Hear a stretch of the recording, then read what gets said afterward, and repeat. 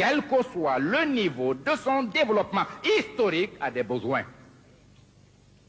L'homme sans besoin n'existe pas.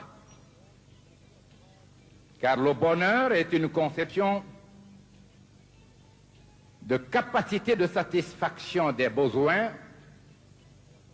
et le bonheur est sans fin parce que les besoins sont sans fin. Si on peut limiter les besoins physiologiques,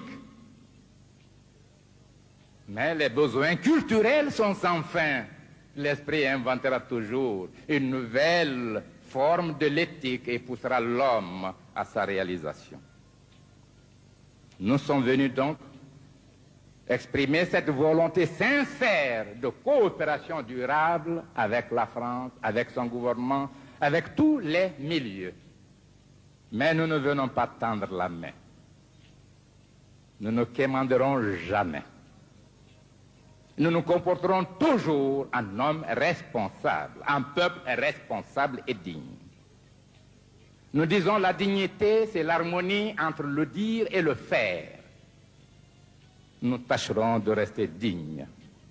Nous respecterons tous nos engagements. Voilà donc, Monsieur le maire, la signification que nous accordons à l'occasion que vous avez bien voulu nous offrir à nous adresser à ces illustres personnalités représentant les différents milieux de la ville de Paris et donc de la France. Nous vous disons encore merci. Nous vous disons jugez-nous par nous-mêmes et non parce qu'on dit de nous. Et pour vous mettre à l'aise, avec votre permission, Monsieur le maire, je ne voudrais pas abuser du temps. Quel est le mot qui vient à l'esprit du français? En Guinée, il n'y a pas de droit de l'homme. Voilà ce qui est chanté. J'aiderai les auteurs en faisant un poème sur leur création et en les ridiculisant. Je vous assure, au nom de tout ce qui m'est cher, de mes grands-parents qui ont symbolisé la résistance africaine, de moi-même qui ai dirigé, organisé cette résistance jusqu'à l'indépendance, en tant que leader des syndicats, leader des jeunes, jamais un homme en Guinée n'a été poursuivi pour raison politique, raison de délit de presse, raison de délit de parole. Si vous lisez mes thèses philosophiques, pour moi, il n'y a pas de raison d'État.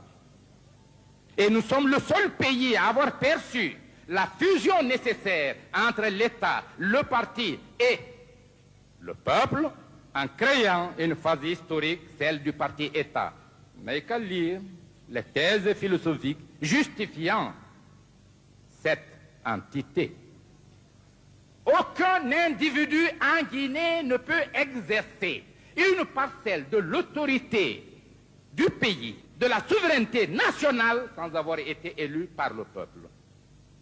À 17 ans, tout le monde est électeur.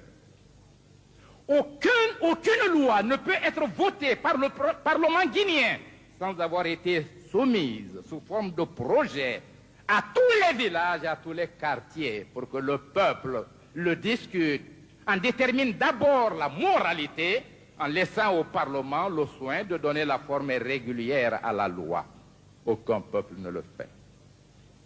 Nous sommes d'une démocratie avancée.